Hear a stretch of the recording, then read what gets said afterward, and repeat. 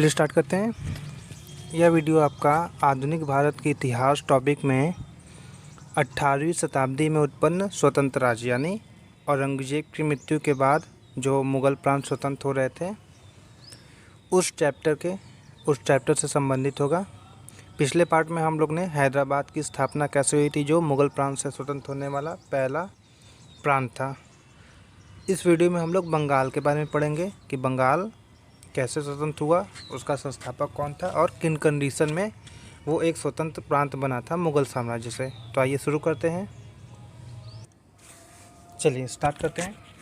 बंगाल देखिए, सबसे पहले बंगाल पर जो मुग़ल बादशाह था उसने कौन कब्जा किया था? हुमायूं ने। ठीक है, बाबर ने आपका सिर्फ जो कोर एरिया था जो दिल्ली के पास का वहाँ पे अधिकार किया था। उसके बाद बंगाल आया तो सबसे पहले मुग़ल साम्राज्य में हुमायूं। तो प्रश्न ऐसे भी पूछ लेता है कि बंगाल पर आक्रमण करने वाला पहला मुग़ल शासक कौन था? हुमायूं था। ठीक है ना, इसने पहली बार जीती थी। अब देखते हैं बंगाल के बारे में। देखिए, स्वतंत्र बंगाल राज्य का संस्थापक मुर्शिद कुली खां को कहते हैं। इसने ही आपका जैसे हैदराबाद में निज़ाम उल मुल्क ने या चिनकिलीज खां ने स्वतंत्रता की घोषणा कर दी, बाद में इसने भी उसे वहाँ पे एक स्वतंत्र राज्य की स्थापना की थी। घटनाएं कैसे हुई थी उसको देख लेते हैं। देखिए, 1700 ईस्वी में जब औरंगजेब जिंदा था, इसमें औरंगजेब ने मुर्शिद कुली खां को बंगाल का दीवान बनाया। इस समय बंगाल का सूबेदार था अजीमुसान। अजीमुसान कौन था? देखिए, उस समय आपका मुग़ल प्रांत जो बंगाल था उसका सूबेदार था। और इसी अजीमुसान ने 1698 ईस्वी में सूतानती, कलिकता और गोविंदपुर 3 गांव की जिम्मेदारी 1200 रुपये वार्षिक कर पर अंग्रेज़ों को दे दी थी, जिसको मिलाकर बाद में 1700 ईस्वी में जॉर्ज चार्नक ने कलकत्ता की स्थापना की थी। तो ये बात ध्यान रहे। सूबेदार और दीवान होते कौन है? देखिए, सूबेदार था जो मुग़ल प्रांत के राजस्व विभाग का प्रमुख था। जो मुग़ल शासन में कई सारे प्रांत थे, तो एक प्रांत का जो राजस्व प्रमुख होता है, जैसे फ़िलहाल आपका स्टेट में वित्त मंत्री हो गए, ठीक है ना, उसी तरह होते थे। और सूबेदार कौन थे? जो सैन्य प्रमुख होते थे या न्याय प्रमुख होते थे। ये मुग़ल प्रांत में सबसे उच्च सेना के अधिकारी होते थे, यानी सेना को कंट्रोल रखते थे, और न्याय विभाग के भी ये प्रमुख होते थे। तो ये दो व्यक्ति होते थे जो सर्वोच्च पद पर होते थे प्रांत में। मुग़ल साम्राज्य के एक तरह से प्रतिनिधि होते थे राज्यों में। अब देखते हैं। देखिए, 1717 में मुग़ल सम्राट फ़र्रुखसियर ने मुर्शिद कुली खां को बंगाल का सूबेदार नियुक्त किया। इस समय आपका वही थे, ये आपका हिंदुस्तानी मुल्क था जो सैयद बंधु के सपोर्ट से बना था। इसने 1717 में मुर्शिद कुली खां को बंगाल का सूबेदार नियुक्त कर दिया, यानी दीवान से अब सूबेदार नियुक्त किया और अजीमुसान हट गए। 1717 में ही आपका गोल्डन फरमान जारी किए थे फ़र्रुखसियर ने अंग्रेज़ों को, जिसमें यही था कि मुंबई में कंपनी द्वारा ढाले गए सिक्के पूरे भारत में मान्य होंगे। 30,000 रुपये कर पे बंगाल में स्वतंत्र व्यापार का अधिकार मिला, और जो कलकत्ता के आसपास का ज़मींदारी था उसको भी अंग्रेज़ों को मिल गया था। देखते हैं, मुर्शिद कुली खां ने मुर्शिदाबाद की स्थापना करवाई और बंगाल की राजधानी ढाका से मुर्शिदाबाद कर दिया। यानी इससे पहले जब मुर्शिद कुली खां 1717 में वहाँ का सूबेदार नियुक्त किया गया था, उससे पहले बंगाल की राजधानी ढाका थी, जो वर्तमान बांग्लादेश की राजधानी है। ठीक है ना। अब हम देख लेते हैं मैप में कहाँ पे है बंगाल और कहाँ पे आपका ये। तो देखिए, ये था मुग़ल साम्राज्य में आपके प्रांत, जहाँ पे वर्तमान जो है, देखिए, ये बांग्लादेश है, ठीक है ना, और ये आपका पड़ता है यहाँ से, ये आपका अभी वर्तमान में बंगाल है, ठीक है ना। जबकि मुग़ल साम्राज्य आपका तब तक ये पूरा बंगाल था। अब इसी को बाद में तोड़कर इसको बांग्लादेश बना दिया गया। ये फ़िलहाल आपका है पश्चिम बंगाल, ठीक है। तो ये आपका मुग़ल प्रांत था जिसकी राजधानी थी ढाका। अब ढाका से मुर्शिदाबाद यहाँ पे कहीं पे है, आपको दिखा देते हैं मुर्शिदाबाद है क्या। देखिए, मुर्शिदाबाद आपका ये बहरामपुर के पास पड़ता है। तो ढाका से मुर्शिदाबाद मुर्शिद कुली खां ने राजधानी बना दिया, प्रशासनिक दृष्टि से या फिर राजनीतिक दृष्टि से। उसके बाद क्या हुआ? मीर कासिम, जो मीर प्लासी का युद्ध हुआ, उसके बाद मीर जाफ़र बना, उसके बाद मीर कासिम बना। मीर कासिम ने बंगाल की राजधानी मुर्शिदाबाद से हटाकर बिहार के मुंगेर में, यहाँ पे देखिए मुंगेर है, यहाँ पे ट्रांसफ़र कर दी थी। ये 2 बार राजधानी आपका चेंज हुआ था, जिसमें मुर्शिद कुली खां ने मुर्शिदाबाद की स्थापना कराई अपने नेम से, और बंगाल की राजधानी ढाका से मुर्शिदाबाद कर दिया। उसके बाद बंगाल की राजधानी मुर्शिदाबाद से मुंगेर किया था मीर कासिम ने। अब देखते हैं,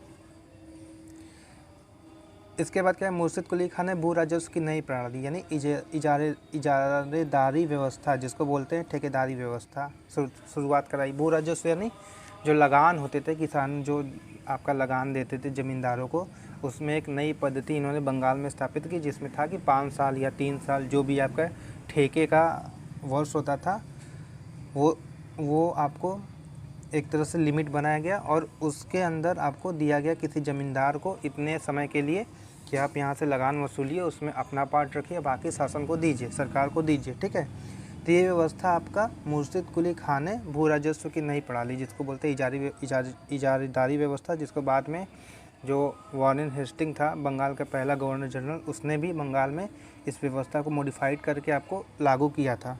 तो सबसे पहले बंगाल में इसी ने इजारेदारी व्यवस्था, जिसको ठेकेदारी व्यवस्था भी कहते हैं लोकल लैंग्वेज में, उसकी शुरुआत करवाई थी। अब देखते हैं आगे। चलिए अब देखते हैं 1727 में मुर्शिद कुली खां की मृत्यु के बाद उसका दामाद कौन, शुजाउद्दीन, 1727 से 1739 यानी 1727 से 1739 तक ये बंगाल का नवाब बना, ठीक है। 1739 में शुजाउद्दीन की भी मृत्यु हो गई। इसके पश्चात उसका बेटा सरफराज खां नवाब बना। अब देखिए 1740 में बिहार के नायब सूबेदार, ठीक है ना, ये एक तरह से एडिशनल सूबेदार होते थे। अलीवर्दी खां उस समय बिहार का था।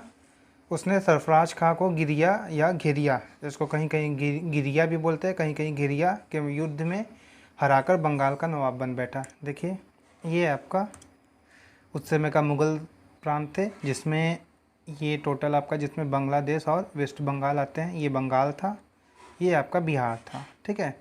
यहाँ से तोड़कर बाद में झारखंड इसको बना दिया गया, लेकिन उस समय बिहार थे, झारखंड जैसा कोई राज्य नहीं था।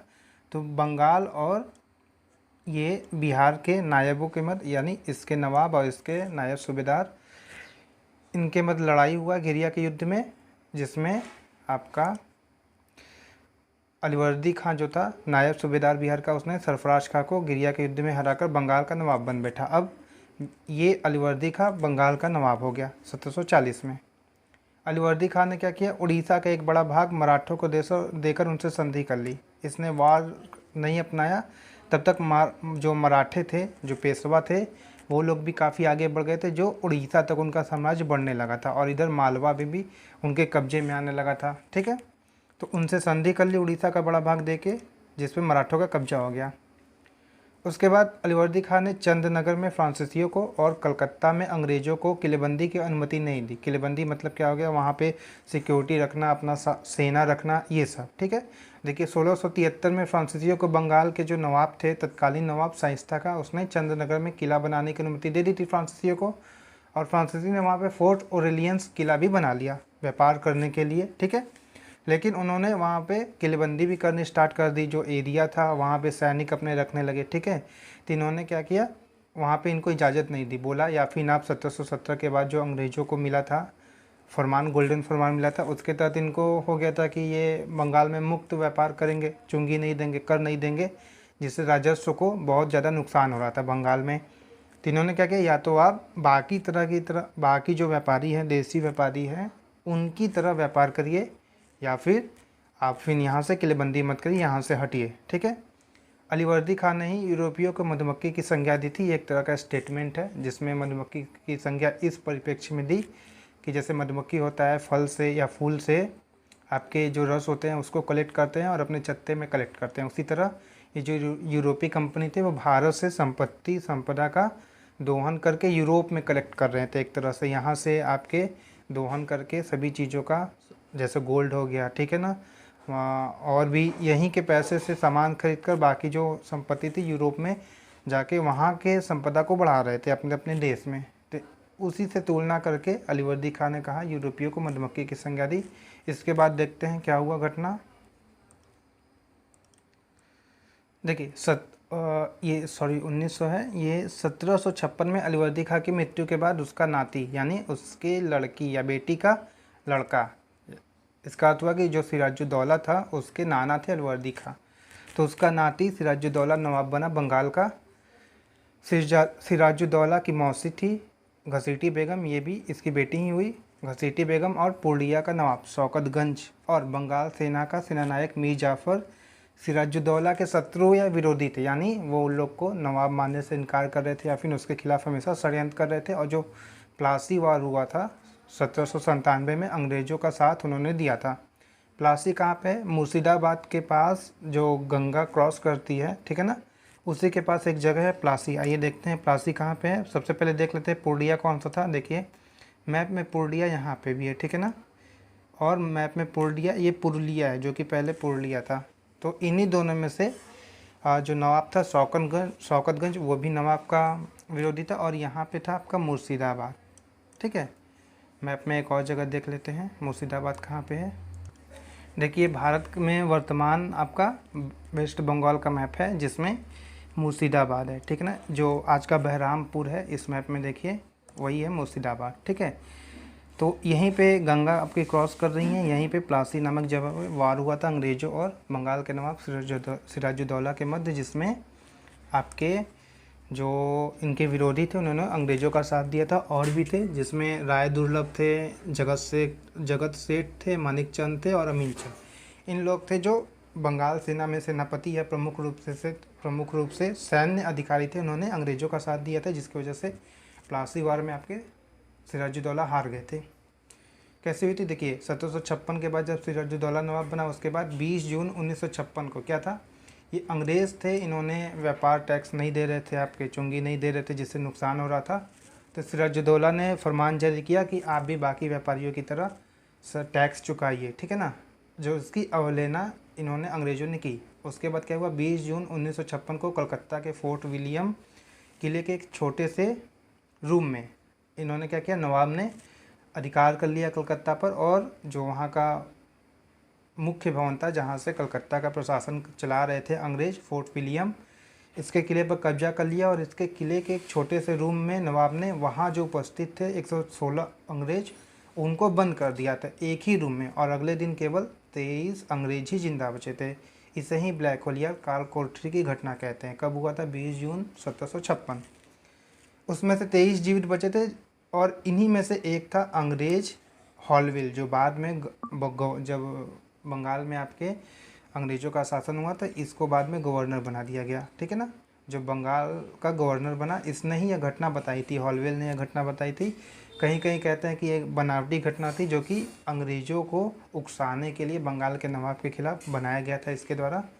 तो हॉलविल ने ये घटना बताई थी, कब हुई थी, 20 जून 1756 में, जिसमें नवाब ने कलकत्ता के फोर्ट विलियम पर अधिकार कर लिया। उसके एक रूम में 146, ये नंबर इंपॉर्टेंट है, कहीं कहीं अलग भी हो जाता है, लेकिन 146 थे जिसमें से 23 बचे थे, और उसी में से एक था अंग्रेज कैप्टन हॉलविल जो बाद में बंगाल का गवर्नर जनरल बताया। इसी ने इस कहानी को बताया। इसको कहते हैं ब्लैक होल यानी काल कोठरी की घटना। एक ही रूम में इतने लोग ठूस के भर दिए गए थे जिसमें से आपके दम घुटने से बाकी लोग मर गए, 23 लोग जिंदा बचे थे अगले दिन। उसके बाद देखते हैं क्या हुआ 1956 के बाद। देखिए 1757 में सिराजुद्दौला और अंग्रेज जिसके कप्तान थे या फिर प्रतिनिधि था, जो अंग्रेज़ों का प्रतिनिधित्व कर रहा था, रॉबर्ट क्लाइव, इनके बीच प्लासी का युद्ध हुआ। वही मुर्शिदाबाद में गंगा के निकट प्लासी नामक स्थान था, वहाँ पे हुआ, जिसमें नवाब हार गए और मीर जाफ़र नवाब बना गया। इसने क्या किया था, धोखाधड़ी कर दिए थे, बंगाल के सेना का सेनापति था। इसी वजह से मीर जाफ़र को क्लाइव का गीदड़ कहते हैं, इन्होंने धोखाधड़ी कर दिया था जिसकी वजह से अंग्रेज़ जीत गए थे।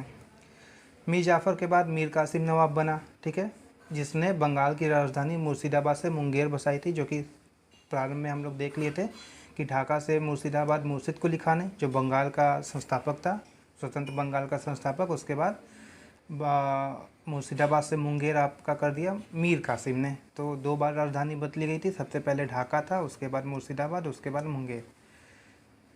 मुंगेर में तोप और बंदूक का कारखाना भी इसने स्थापित किया।